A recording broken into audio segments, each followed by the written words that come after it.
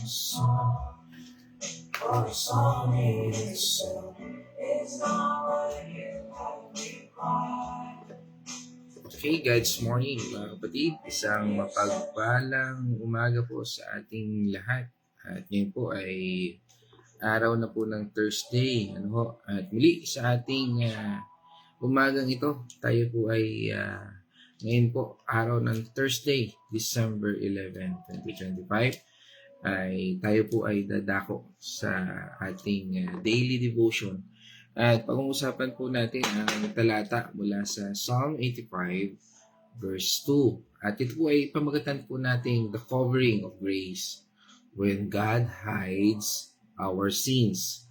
At muli sa ating pagpapatuloy, tayo po ay sasamahan ng aking partner para po tayo ay pangunahan sa panalangin at tayo po ay basa at samahan para basahin po ang talatang ito.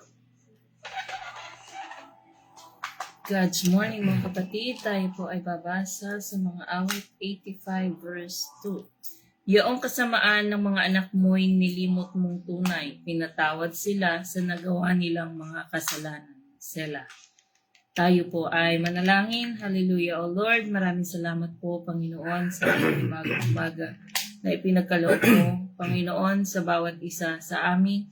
Nawa, Panginoon, sa mga kami ng iyong banal na Espiritu upang pag-aralan namin, maisapamuhay at mapagnilay-nilay namin ang iyong salita na pag-aaralan namin ngayong umagang ito, Panginoon. Maraming salamat po. Ikaw po mag-guide sa buhay namin, Panginoon. Magmaneho ng buhay namin, ikaw po ang manguna sa bawat isa sa amin. At ganoon din po, Panginoon, humingi po ako ng proteksyon para sa aking asawa na maglalakbay ngayong umagang ito papuntang Mindes.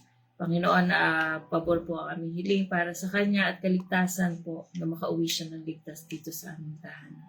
Ganoon din po sa aming anak na si Casey. Kung ano man po ang mali sa kanyang katawan, Panginoon, alam po namin na ikaw po magkatama ng lahat ng iyon. Maraming salamat, Panginoon, at ang lahat po ng ito ay aming ipinapanalangin sa pangalan ng inyong anak na si Jesus. Amen. Amen. Okay, purihin natin, Panginoon Diyos. At sa atin pong tinalakay ay pag-uusapan po natin itong talatang ito ng pagpapatawad ng Panginoon Diyos. Ano nga ba ito? At sabi nga doon sa Amplified Version, you have forgiven the wickedness of your people. You have covered all their sin. Sela. At bago natin po himayin ang talatang ito, sa buhay natin ay tunay na tunay, na dapat natin pong panghawakan itong covering na ito. Ano ba itong tumataklob sa atin? Dahil malimit sa isang Kristiyano na minsan naiisip na kung kailan ikaw ay naging Kristiyano, saka mo naranasan yung mga bagay na parang tila ba ay sa culture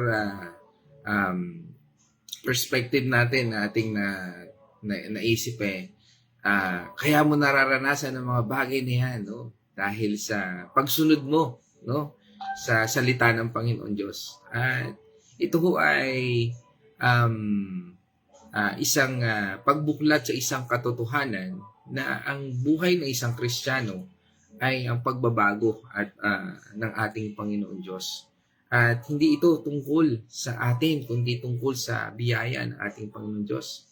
At ating tingnan at saliksikin natin ang talatang ito upang matutunan natin kung paano tayo kumapit sa salita ng Panginoon Diyos at paano tayo maging matibay sa pananampalataya. At ito pong Psalm 85 ay isa sa masasabi po natin, ito po ang Psalm 85 po ay community lament. Yung panaghoy. Yung tipo na panalangin na, Lord, bakit parang ang layo mo na parang ang layo mo na, bumalik ka. Bumalik ka sa amin. Parang minsan ito yung sinasabing hindi natin maranasan yung ating Panginoon Diyos. At ito ay malimit na nangyayari sa mga Kristiyano na kulang no, ang sabihin po natin yung pagkakilala sa ating Panginoon Diyos. O ibig sabihin yung kulang yung panahon o oras sa ating Panginoon Diyos. Kaya nga po, napaka ganda na atin pong pag-aralan at tingnan at makita natin na ang Diyos ba ay lumalayo? Siyempre, alam natin hindi. Pero bakit parang minsan feeling natin ang layo-layo ng Diyos sa buhay natin? Kaya nga po dito sa ating binasang talata sa verse 2, biglang sabi nga ay may liwanag ng pag-asa ang tila parang sumilip. Ang sabi doon ng ating Panginoon Diyos, nakalimutan na niya ang kasalanan natin. Napakaganda, no? At sabi nga, ang Diyos, no, kahit galit sa kasalanan, ay mas malakas ang pag-ibig niya kaysa sa ating mga pagkakamali. Parang sinasabi niya dito, oo, nagalit ako noon, pero hindi ko kayang tiisin ng matagal. No? At yan po ay matutunghayan din natin doon sa Jeremiah 31 verse 3. At ang sabi po doon ay, Napakita ako sa kanila mula sa malayo. Sa simula pa'y inibig ko na sila, kaya't patuloy akong magiging tapat sa kanila. Amen. Nang pasimula pa, sabi ng Panginoon Diyos, nakita na yan. At lahat ng bagay dito sa ating buhay, sabi nga, bago pa yan dumating sa atin, actually kahapon pinag-aralan po namin yung Genesis 1, at doon namin nakita na bago ang lahat, bago ginawa ang tao, ay ginawa muna ng ating Panginoon Diyos ang kalalagyan, ang kapupuntahan, ang kahinatnan ng tao. Kaya nga po, mahalaga na ating alalahanin muli ang katulad ng salitang ito. At sa ating tinatalakay ngayon, ito po ay sinulat ng mga Levites, o masasabi nating mga leader na bumalik sa Jerusalem. At sa panahong ito, ay sila po ay na-exile. Exile po sila. At sabi nga ay bihag. At ito po ay nangyari mga 538 BC. Galing po sila doon sa masasabi nating rock bottom. Yung sinasabi po na ang kanilang templo ay sira, wasak, ang lungsod ay basag-basag, parang ano yan Marawi, parang ganon ang nangyari sa storyang ito. At syempre, ang puso nila ay puno ng kahihiyan. Ito ay dahil doon sa pagtataksil nila sa Panginoon. Bakit po sila dito po ay humihingi sila ng patawad sa Panginoon? At ang temang ito ang siyang dahilan kung bakit ganito po. At bakit sila po humihingi ng forgiveness? Kasi alam nilang hindi sila karapat-dapat. Kahit na sinabi doon sa verse 2, the word your people, sabi niya, nagrebelde pa rin sila. Parang sounds familiar din ba sa atin? Na kung ikaw ay nakakilala na sa Panginoon, minsan, nandun ka pa rin ba sa pag-iisip na kaya nangyayari sa iyo mga kamalasan ay dahil nasa Panginoon ka? It's opportunity. And every time, masasabi natin na kahit hindi pabor sa atin ang sitwasyon, God is good. All the time. And all the time, God is good. Dahil sa covenant ng ating Panginoon Diyos, ano po yun? Yung covenant love, yung sabi sa Hebrew, Hesed, that is the covenant love ng ating Panginoon Diyos. Hindi niya tayo pinababayaan. Kaya nga sa ating panahong ito, nakikita natin, napakabuti. Sabi, everything ng ating nangyayari sa atin, inaalaw yan ng Lord. Let's break down. Sabi doon sa unang talata, kaya ako po binasa yung Amplified Version dahil dito po natin kukunin ang paghihimay natin sa talatang ito. Doon sa unang bahagi, sinabi po doon ng talata, you have forgiven the wickedness of your people. Ang sabi doon ng Diyos, tinanggap ko ang pagbabalik loob ninyo kahit malalim ang kasalanan ninyo. No ho? Ang salitang forgiven sa Hebrew, no ho, forgiven na pinatawad ay nasa. No, ibig sabihin po ng nasa, no, ay nangangahulugan po itong to lift a burden, parang buhatin yung mga pasaan natin. Alisin yung kabigatan natin. Imagine natin ang bigat ng guilt nila sa pag-idolize ng mga Diyos-Diyosan. Ibig sabihin, anumang bagay na nung panahon na yun ay gumagawa sila ng mga imahe sa kahoy, sa mga bato, sa mga, yan po yan, mga paggagawa noon. Kaya po, winasak talaga ng Panginoon yan. O pagnanakaw, pagpapabaya sa mahihirap, o yung sabihin natin ay parang hindi tayo tumutulong sa mahirap. Lahat yun, binunot ng Diyos sa balikat ng mga Israelites. At sabi nga, masasabi natin ditong no more karma. Hindi, or balik sa'yo o ibabalik sa'yo yan ng ating Panginoon Diyos mindset. Yan po yung karma mindset. Makakarma ka din. Mga ganun, di ba? That is karma mindset na alam niyo kung talagang ikaw ay mananampalataya sa Panginoon, wala na po dapat sa isip natin yung mga ganun. Yung karma mindset. Alam natin, ang Diyos ang gaganti sa lahat. Hindi tayo dapat matuwa o ang mga kaaway o mga umaaway sa atin, hindi kaaway natin, mga umaaway sa atin ay nangyayari sa kanila yung mga bagay na yun. No, hindi po. Dapat dahil ang Diyos mismo ang siyang magtatanggol sa atin, ang Diyos mismo ang siyang mag-provide kung ano man ang pangailangan natin. Siya yun.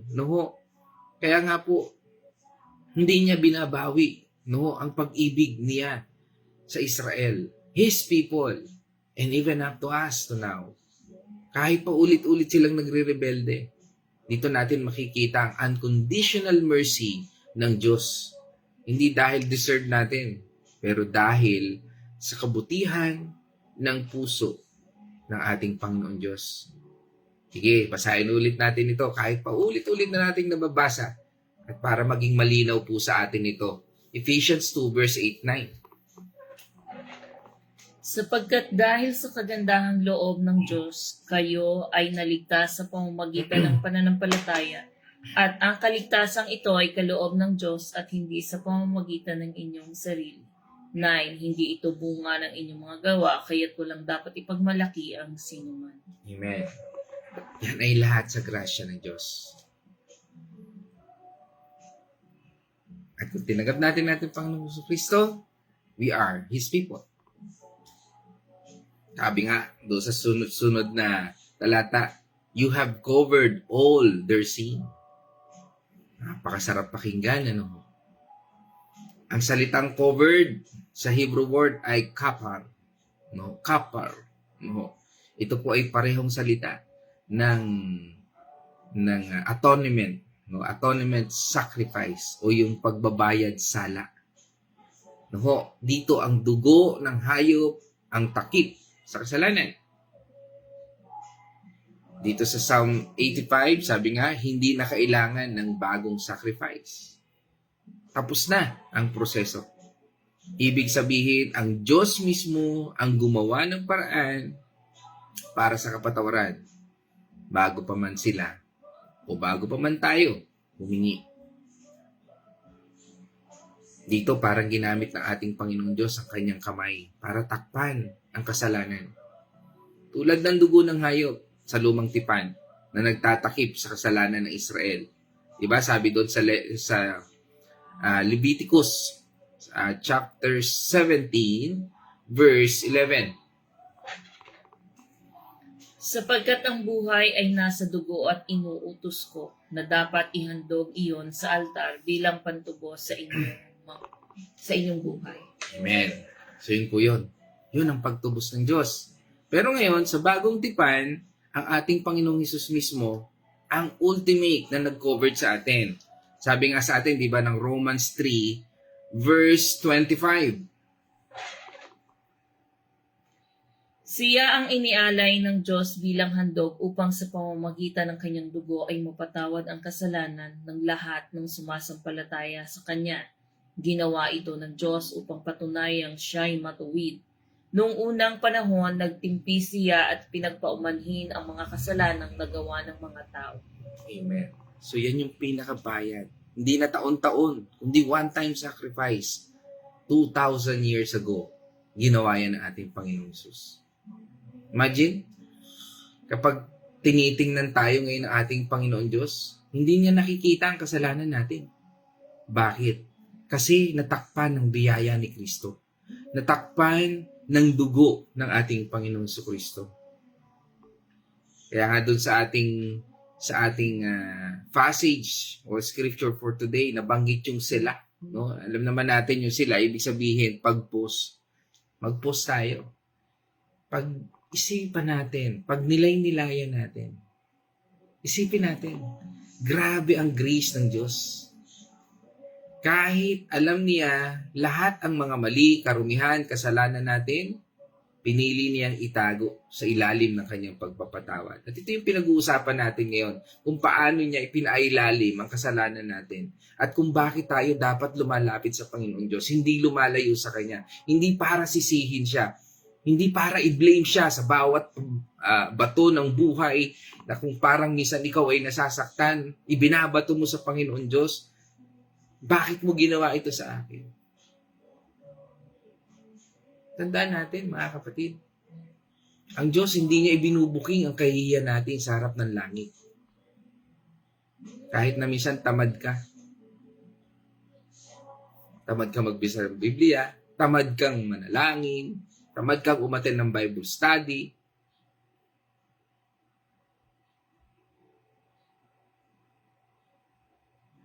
nasasaktan din ang Diyos. At patuloy din siya na umaasa na darating ang panahon. Masusumpungan mo siya. Masusumpungan natin siya. Kaya ako titingnan natin ang passage na ito. Nagpapaalala sa atin ng kanyang pag-ibig. This is the covering.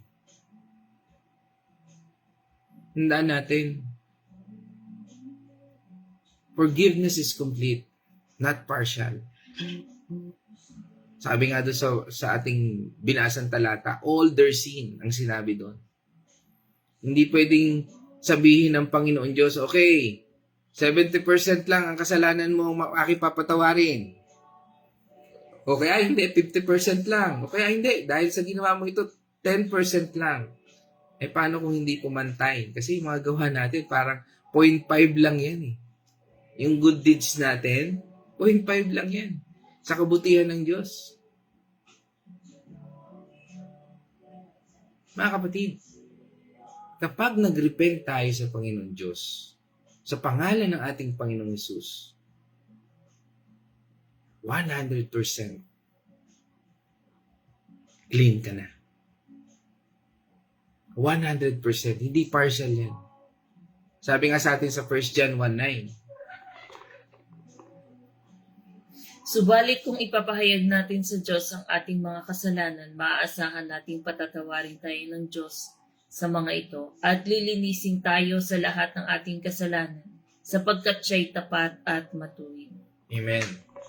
Alisin din po natin sa konsepto natin na yung kaya ka lang sisimba para magbawas ng kasalanan. Narinig mo ba yon? Ay, sisimba muna ako. Bakit? Para mabawasan yung aking kasalanan.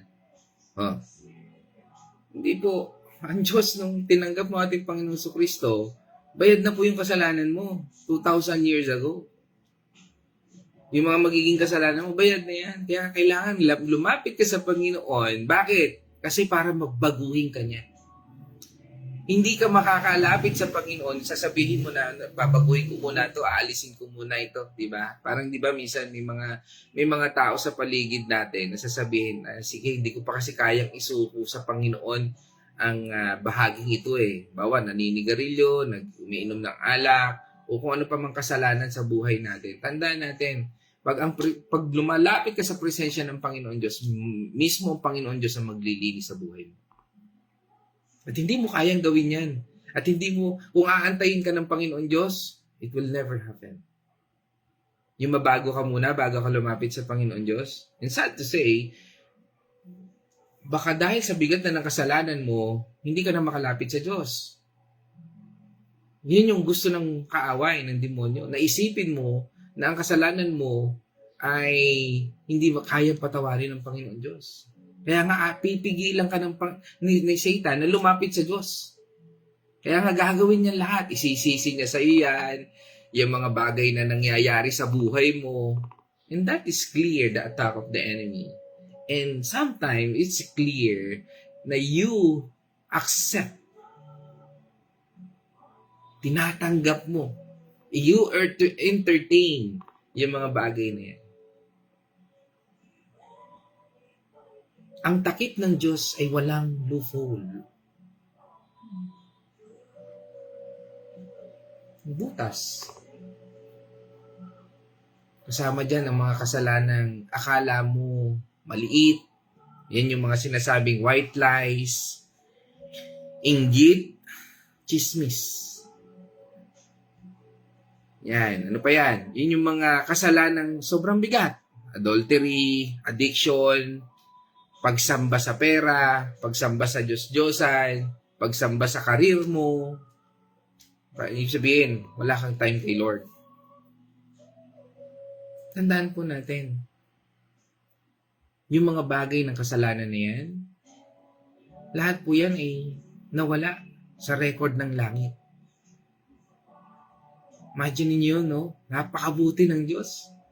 Acts 3 verse 19, sabi niya doon. Karunungan ang ginamit ni Yahweh sa paglikha ng daigdig sa pamamagitan ng talino, inayos niya ang buong daigdig. Amen. So yun po yun. Katulad po yan. Sa langit lahat in order. Sa langit lahat maayos. Imagine niyo doon sa sinabi ng Panginoon. Everything, inayos niya po yan. Kaya nandito tayo sa mundong ito, inaayos niya tayo eh. At kung talagang wala na sa iyo yung pagbabago, wala na sa iyo yung repentance, at parang ginamit na lang natin na scapegoat yung, kaya nga po yung tunay, di ba, ang sign ng tunay na nanampalataya ay may pagsunod sa ating Panginoong Kristo. Kaya nga kung naging tumanggap lang tayo, sabihin natin, namatay tayo, kagabi may tanong sa atin eh. Pastor, paano po yung mga taong nagpakamatay? Sila po ba ipupunta ng langit? No. Again, same as covering ng ating Panginoon. Ang sabi kasi ng salita ng Panginoon Diyos, no, although yan po ay kasalanan, pero hindi ho sinabi ng Panginoon Diyos na sila ay mapupunta kaagad automatic sa impyerno. Kasi hindi naman natin alam kung yan ay tumanggap talaga, yung totoong tumanggap sa ating Panginoon. Maaring sabihin natin na sobrahan talaga, hindi niya nakinaya, walang nagpapayo sa kanya. O kaya kahit may nagpapayo minsan, antigas pa rin ang ulo ng taong ito. Kasi meron din pong ganun eh. Pero totoo siya tumanggap sa Panginoon. Alam niyo, ang Diyos ay napakamahabagin. Hindi ko sinasabing excuse okay lang kahit magpakamatay ka ay basta totoo ka namang tumanggap sa Panginoon. Who knows? Kasi only God knows. At maipapakita yan sa bunga ng Espiritu na nasa atin.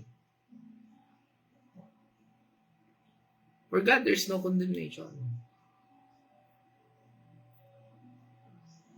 Kaya nga, ipinapakita rin dito sa ating talata ngayon that grace over guilt, yung grasya ng Diyos, ay hindi dapat yung parang mga guilt feelings natin o yung mga pa-victim feelings natin. Yung para bang paawa, no? Na nangyayari sa atin ng mga bagay na yun. Huwag alisin po natin yan. That is the attack of the enemy. We are son of God. At sa grasya ng Panginoon Diyos, hayaan natin makita natin ang biyaya niya. At ang takip na ito ng ating Panginoon Diyos ay hindi para ikulong tayo sa guilt, kundi para palayain tayo. Di ba sabi nga sa atin ng John 8 verse 36? Kayo'y tunay na lalaya kapag pinalaya kayo ng anak. Amen. Sabi, tunay tayong malaya kung tayo'y pinalaya ng ating Panginoon Kristo. Kaya nga po nandyan po yan. Yung conviction hindi condemnation. No? Yung conviction ng Panginoon, kung bakit mo ginagawa ang mga bagay na yan, through the help of the Holy Spirit, nagkakaroon ka ng conviction. Kaya ka nakaka-attend ng Bible study, kaya ka nakakapanalangin sa Panginoon, kaya ka nakakapagbasa ng Biblia, kaya mo nagagawa ang mga good deeds sa paligid mo. It's because of conviction of Jesus Christ through the help of the Holy Spirit. Yan po yung grace over guilt. Hindi ka na sinner. We are saved by grace. We are new creation. Di ba sabi sa atin ng 2 Corinthians 5 verse 17?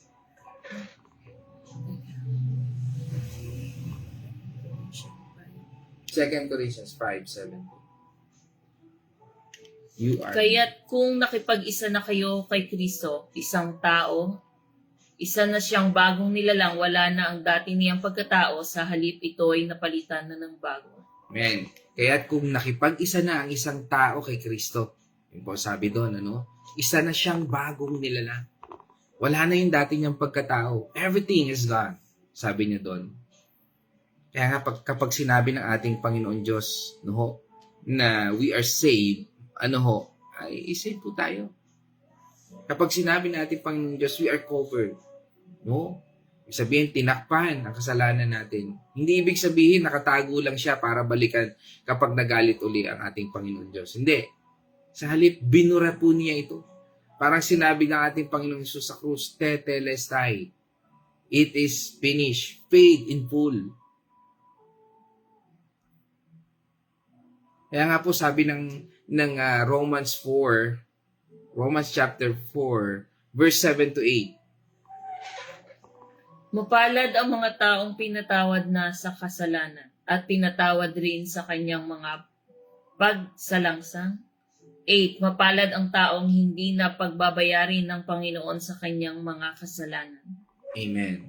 So yun po yun. Mapalad. Ito po ay same din po nung sinabi doon sa Psalm 32 verse 1. Same concept. Sabi doon, blessed ang taong hindi na iisipin pa ng Diyos ang kasalanan niya. Paano po nangyayari yon? Through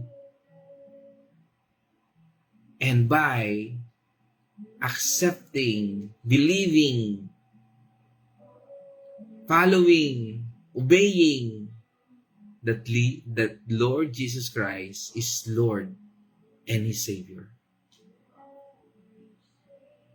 Madalas iniisip po natin na kapag nagkasala tayo o sabihin natin, nagsinuli tayo, bumabalik ang lahat sa kasalanan, parang nagre-reset. Hindi po. Ang biyaya ng ating Panginoong Diyos ay hindi reset button. It's a permanent covering. Si Satanas lang ang nagbubulong ng mga ganyan. Para bang sinasabi niya, pero hindi ka pa rin maliligtas sa ganyang pag-uugali mo. Ganyan kasi ugali mo eh. Pero ang sagot ng Panginoon Diyos, anong ugali? Nakalimutan ko na yan. Kaya nga napakapasensyasa ng Panginoon Diyos. Inaantay niya ang pagbabago mo. Inaantay niya ang pagbabago natin. Inaantay niya bumalik tayo sa Kanya. Habang may buhay tayo. Kaya nga wag na matigas sa ulo natin. Suko na natin sa Panginoon. Hebrews 10, verse 17. Pagkatapos ay sinabi pa niya, kalilimutan ko na ang kanilang mga kasalanan at kasamaan. Amen. Yun po yun. Imagine natin, binigyan ka ng Diyos ng isang brand new white jacket. Anong tatak? Bahala na kayo sa tatak. Yung pinakagusto niyong tatak. Halimbawa lang yan. Pero mas maganda yung tatak langit. No? Jesus Christ ang brand. Yan. Symbol ng purity. No? With the light of the Holy Spirit. No? Pero, ito masakit. Binigyan ka na ng bagong jacket, pero araw-araw mo pa rin dinadala ang lumang jacket mo. Yung jacket mo na may mansa, may kasalanan, at sinasabi mong, Lord, ito pa rin ang suot ko. Tapos tatanungin mo siya bakit. Dahil hindi mo matanggap na wala nang nakikita na dumi o dumi mo maliban sa sarili mo. Ibig sabihin, ikaw na lang ang tumitingin sa sariling dumi mo.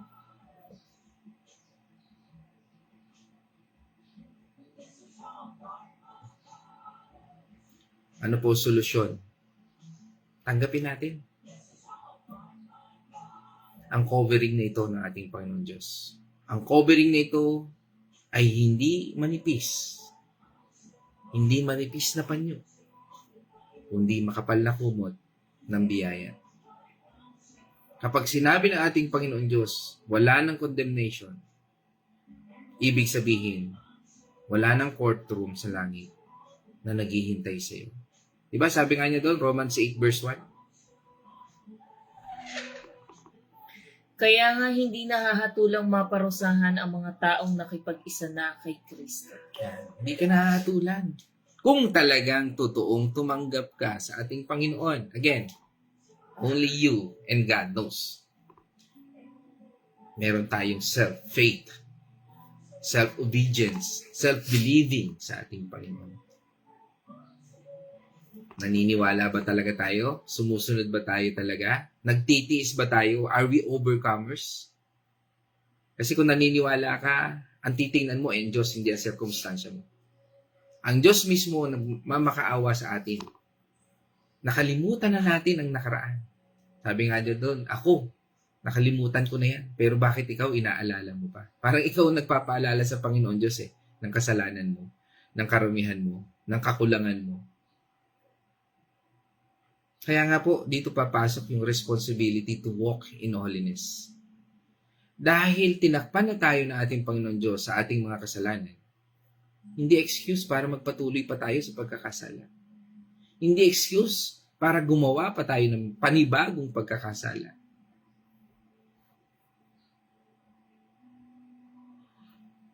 Kundi, dapat na po tayong lumakad sa liwanag. Pagtagumpayan na natin ang kasalanan ito.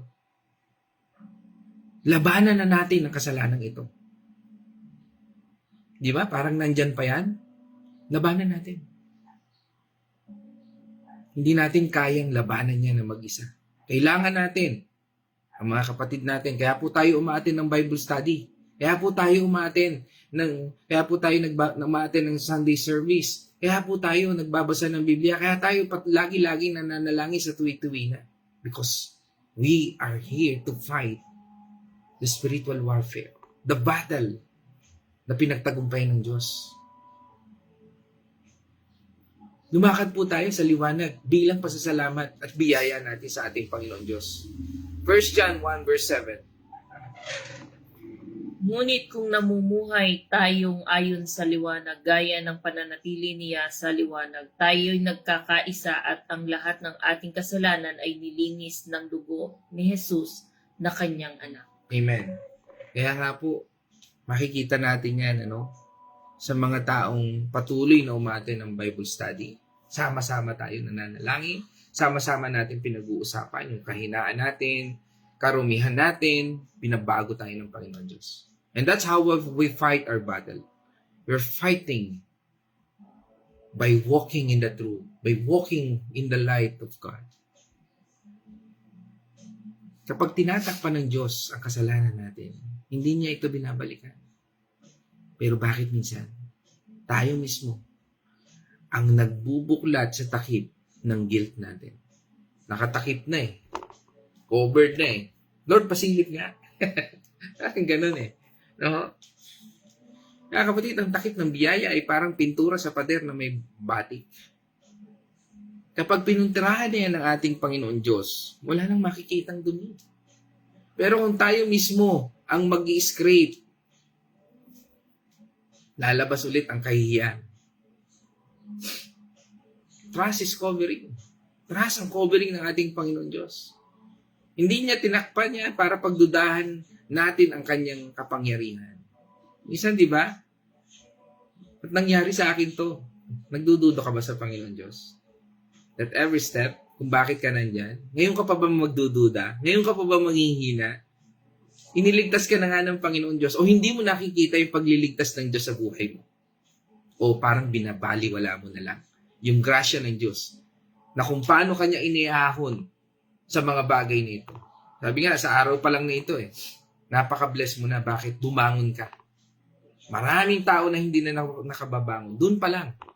Ngayon, nandito ka sa Bible, sa ating devotion na ito, sa ating God's Morning. Biyaya na yun ng Diyos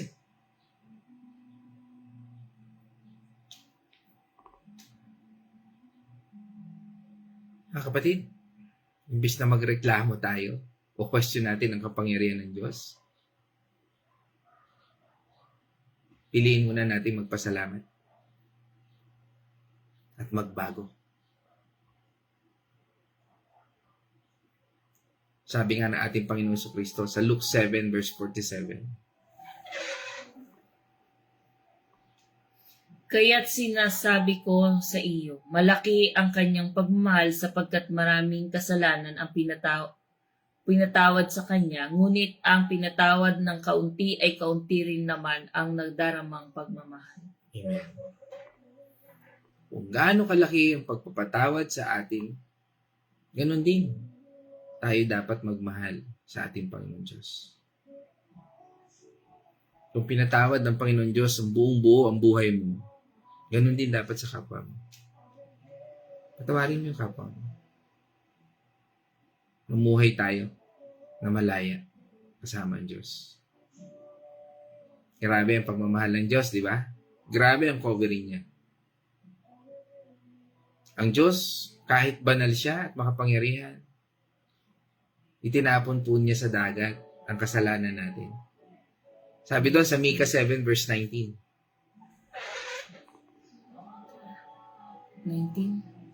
7. Micah 7 verse 19. Teka. 19. Muli mo kaming kaawaan, tapakan mo ang aming mga kasalanan at ihahagi sa kadiliman ng dagat. Amen. Kalaliman. Kalaliman. No? Nihagis niya po yun. Tinapakan ang ating mga kasalanan. At tinapon yung kasalanan natin. Panagoy.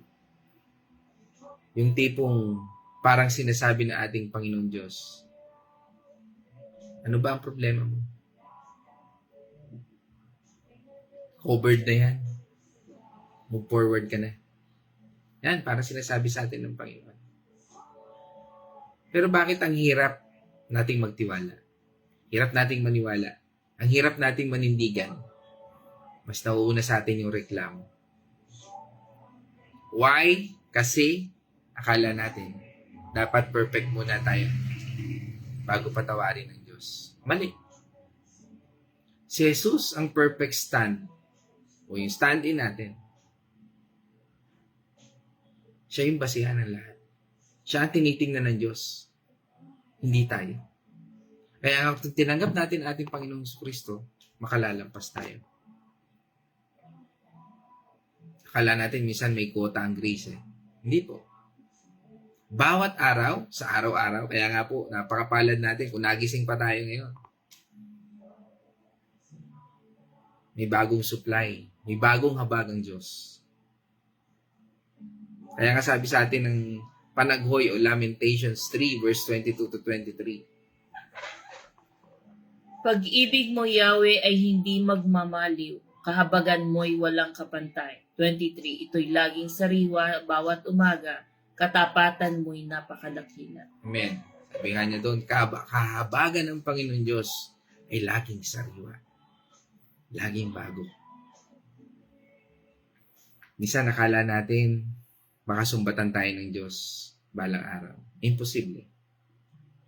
Sa langit, walang backup files ng kasalanan natin. Deleted. Ganon po ang dugo ng ating Panginoong Kristo. Ganon ang biyaya ng Diyos. Ganon si Kristo sa ating buhay. Kaya nga, stop digging. Kung tinabunan na ng ating Panginoon Diyos ang kasalanan natin, huwag na tayong magukay para balikan ang nakaraan. Suotin natin yung new label natin. Ano po yun? Forgiven, malaya, free, and fully loved. 3F. Forgiven, free, and fully loved. Yan po tayo ngayon. Hindi ka na ex-sinner. We are the child of God. 1 John 3 verse 1. Tingnan ninyo kung gaano kalaki ang pag-ibig sa atin ng Ama. Tinatawag niya tayong mga anak ng Diyos at iyan nga ang totoo. Iyan ang dahilan kung bakit hindi tayo nakikilala ng mga makasanlibutan, hindi nila kinikilala ang Diyos. Amen.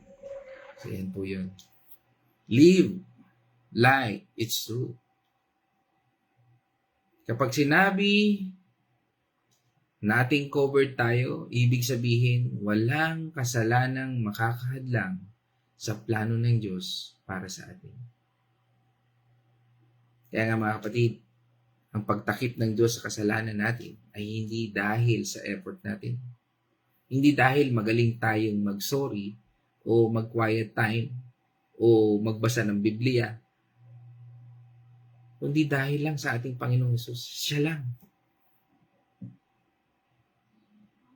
Kaya kapag dumadating ang condemnation, sagutin natin ito ng, sorry, Satan, I'm covered. Sa pamamagitan ng dugo ng aking Panginoon na tagapagligtas. Cleared ako. Hindi dahil sa gawa ko kasalanan ko, kundi dahil sa Kanya na napako sa krus. Na nagsalitang, Tetelestai, it is finished. Go and shine. Walang takip-takip. Diba? Sabi nga, binasa natin kanina sa 2 Corinthians 5:17, kaya't kung ang sino man ay na kay Kristo, tanong, na kay Kristo ka ba? Amen. Kung na kay Kristo ka, tuloy natin, siya'y isang bagong nilalang. You are new. You are born again. Lumipas na ang dating bagay. All things are gone. Masdan, sila'y pawang naging bago. Mga kapatid, dyan po tayo magtatapos. At purihin ang ating Panginoon. Tayo naman po ngayon ay dadako sa Wednesday's reflection. God's morning mga kapatid. Ito pong ating napag-aralan sa Awit 85 verse 2. Ito po ay nagsasabi ng ating mga kasalanan ay wala na, tinubusan ng ating Panginoon. Kung tayo ay totoong nanampalataya sa Kanya. Sa ating pong paglalakbay, madalas tayo napapaisip sa mga pagkakataong hindi natin na ipapakita ang ating mahusay na sarili na kasama ang ating Panginoon. May mga pagkakataong nasasaktan natin ang damdamin ng iba, nagkakamali sa mga maling desisyon at hindi makamit ang mga layunin. Sa mga sandaling ito, madaling mawala ng pag-asa at magpadala sa kalungkutan. Ngunit dito po sa ating napag-aralan sa Awit 85:2, ito po ay nagpapaalala sa atin na ang Diyos ay laging handang magpatawad at ang kanyang kapatawaran ay hindi lamang isang pangako, kundi isang katotohanang nagbibigay sa atin upang magsimula muli. Sa tuwing tayo nagsisisi at lumalapit sa Kanya, tinatanggap niya tayo nang bukas ang Kanyang bisig at pinapawi ang ating mga kasalanan. Sa mga pag-asang ito ay nagbibigay sa atin ng lakas upang harapin ang ating mga pagkakamali at sinisikap na maging mas mabuting tao. Hindi ito nangangahulugang kakalimutan na natin ang ating mga kasalanan, ngunit sa halip, gagamitin natin ito bilang mga aral upang hindi na muling maulit. Sa pamamagitan ng Kanyang awa at pag-ibig, tayo ay binibigyan ng pagkakataong magbago at maging isang taong karapat-dapat sa Kanyang mga biyaya. Kaya't sa bawat araw, piliin nating magtiwala sa kapatawaran ng Diyos at magsikap na mamuhay ng may dignidad at pagmamahal. Sa pamamagitan ng Kanyang tulong, tayo magiging isang instrumento ng Kanyang kapayapaan at ng pag-asa dito sa mundo.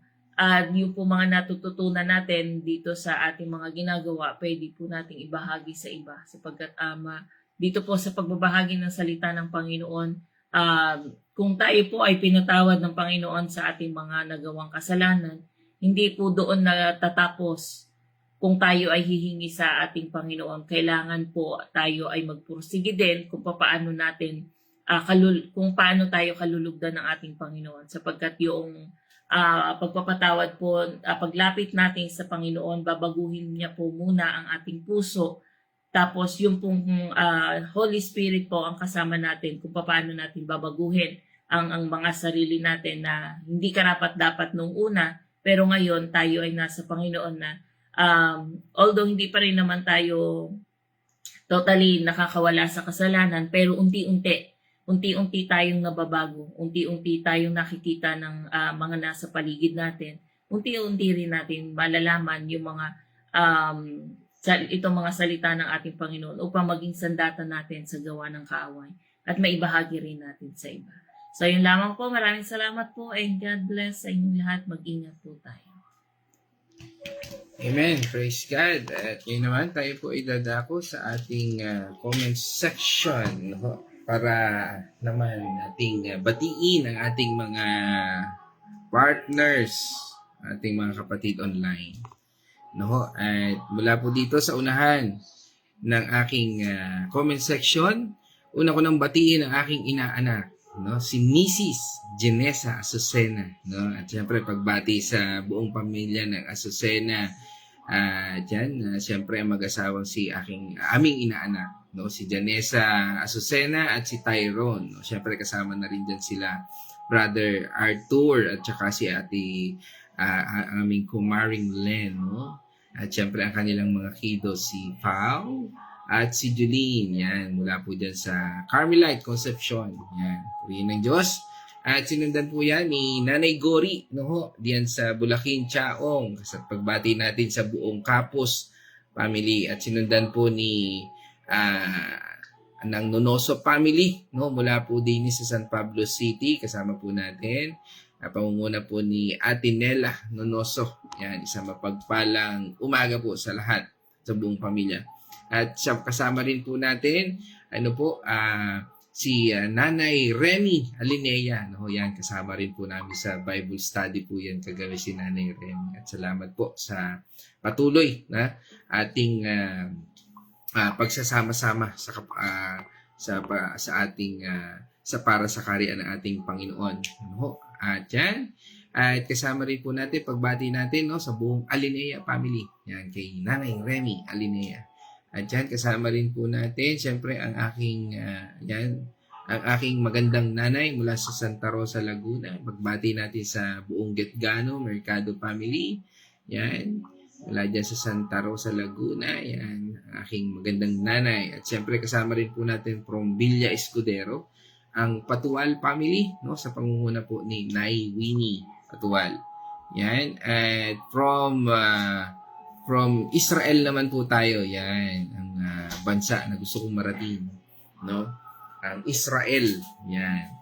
From Israel, kasama po natin si Sister Maria Fe at pagbati natin sa buong Artiliaga Alejandrino family. Yan, sa mag-asawang Brother Ian at Sister Maria Fe. Yan, isang mapagpalang umaga dito sa Pilipinas. Yan. At from Liliw, Laguna naman tayo, kasama po natin ang Arocena family, no? At isang pagbati natin sa buong Arocena family sa pangunguna ni Nay Edna Arocena. Yan po. At pagbati natin dyan. At from Bulacan, Chao, kasama rin natin si Nay Marta Artiliaga. Ano po? Yan, kasama po natin ang mag-asawa, ang Kuya Chris Artiliaga at ang Marta at ang Kuya Chris Artiliaga. Pagbati natin sa Silang, Malasmas, Bonaluz family. Yan. At good morning, God's morning. Yan. Okay. Sabi ni Ate Marta, my favorite verse. Okay, ano kaya yon? Ito bang ating Psalm 85 verse 2? Yan. Amen. God's morning po. Okay. At kasama rin natin from Cavite. Yan, kasama po natin si Bernard Castillo Mandigma. Yan, isang mapagpalang umaga. Yan. At ingat kayo dyan sa site. At ito, kasama rin po natin si Nanay TC at ang Dalangin family. pangunguna ni Tatay Victor Dalangin. Yan. At from, nasa na ba si Sister Grace? Sa North siya ngayon eh. Yan, si Sister Grace na ngayon po ay nasa biyahe, no? Pero kasama rin natin na nakikinig, isang pag-iingat, panalangin pag-iingat for your divine and smooth travel and transaction yan sa iyong pupuntahan. Para ka sa Biray Perez family, yan sa pangunguna ni Sister Grace, siyempre sa mapagpalang umaga sa iyong kapatid, ganun din kay Brother Mike, kay Nico, kay Carl, kay Ellie, at siyempre sa dalawang kiddos na si Dion, baby Dion, at sa aking inaanak na si Butchay. Siyempre, ganun din kay Dayan. Yan, at yan. Okay. Sino pa? Yan, kasama rin natin ang aking kapatid, si Caroline Mercado, dyan sa Santa Rosa, Laguna. Yan. At pagbati rin natin kay... Okay. May problema si. Ano kaya itong problema ni si? Sabi ni Naigori. May problema si. Sino kayang si? No? Okay. Okay. May kasama rin tayo si Rihanna Jen Tolentino. Okay, bago po ito sa aking sa ating daily devotion. Isang mapagpalang umaga po, Ma'am Rihanna ba ito? Rihanna Jen Tolentino. Purihin po ang Diyos sa buhay ninyo. Ayan. At pagbati po sa buong pamilya ng Tolentino. Yan. Isang mapagpalang umaga po. At kasama rin po natin ang Apong Tina. Yan. At ang buong Capadosa family. Yan, pagbati natin. Yan, asawa ng aking partner, si Architect Arnel Capadosa. Yan. Sama po natin yan. Mula po sa Capas Tarlac. Yan. Yan. At yun, kasama rin po natin ang Andal Artillaga family sa pangunguna ni Pastora Pe. At mapagpalang umaga rin po kay Sister Malu, Michelle, Mark, and sa ating birthday girl kay Abby. Yan. Isang mapagpalang happy birthday kahapon. Yan, nabati rin natin kahapon. At yan. Ephesians 2 verse 8. Yung pala, Ephesians 2 verse 8. No, sama mo na yung 9. 9 and 10 siguro. Yan. Anyway, so, purihin natin Panginoon Diyos. At ngayon po tayo ay magtatapos sa ating devotion for today para sa ating God's Morning na pinamagatan nating The Covering of Grace when God hides our sins. At mula po dito sa talatang ito, sa Psalm 85 verse 2, tayo po ay magtatapos, tayo po ay manalangin. O manaming Diyos na makapangyarihan, salamat muli sa pamamagitan ng iyong banal na Espiritu na siyang nagturo sa amin. Panginoon, we acknowledge, Lord, na ikaw ang aming tunay na guro na siyang nagtuturo sa bawat isa sa amin. Hayaan mo po ang iyong banal na Espiritu ang siyang patuloy, Panginoon, na mangaral sa aming buhay at magbigay sa amin ng kalakasan. Pangunawa, Lord, the gift of understanding to hold, Lord, every words na aming napakinggan at aming napag-usapan. Ito'y patunay na ikaw ang Diyos na siyang kumikilos sa buhay ng bawat isa. Hayaan mo po kami magkaroon ng kalayaan, O Lord, at hayaan mong masakin ang anumang maling pag-iisip na ini-impart ni Satanas sa buhay ng bawat isa. Bigyan mo kami, Panginoon, ng kalakasan to discern everything according to your will and your purpose. At sa lahat ng ito, salamat sa iyong pag-iingat, sa lahat ng aming pupuntahan, sa lahat ng aming transaksyon na aming pupuntahan, your will be done, Lord. At dalangin namin, Panginoon, na makita ang iyong mayamang biyaya sa lahat ng hakbang, sa isip, sa salita at sa gawa na aming gagawin sa araw na ito. Mamuhay ka at magbigay ng kalakasan sa aming buhay at ikaw lamang po, Panginoon, ang aming masumpangan. Turuan mo kami, Panginoon, na maging katulad ng aming Panginoong Kristo. At patuloy, Panginoon, na pagkalooban mo kami ng kalakasan upang siya ay mabigyan ng papuri at kaluguran sa aming buhay. Sa lahat ng aming iniisip, ginagawa, sinasabi, Panginoon, at ganun din, Panginoon, sa lahat ng aming intensyon at motibo. Maghari, Panginoon, ang iyong banal na Espiritu sa isip at sa salita at sa aming buhay at mangyari, Panginoon, ang iyong kalooban upang marami pa po, Panginoon, ang maligtas at manumbalik sa iyong kaharian. Again, O Lord, we thank you and we praise you, and this I pray in the name of our Lord Jesus Christ. Amen, amen. Mga kapatid, let us shout the shout of victory. Christ has died. Christ has died. Christ has Christ risen. has risen. Christ will come Christ again. will come again. And together, we we are for Christ. Again, God's morning, everyone.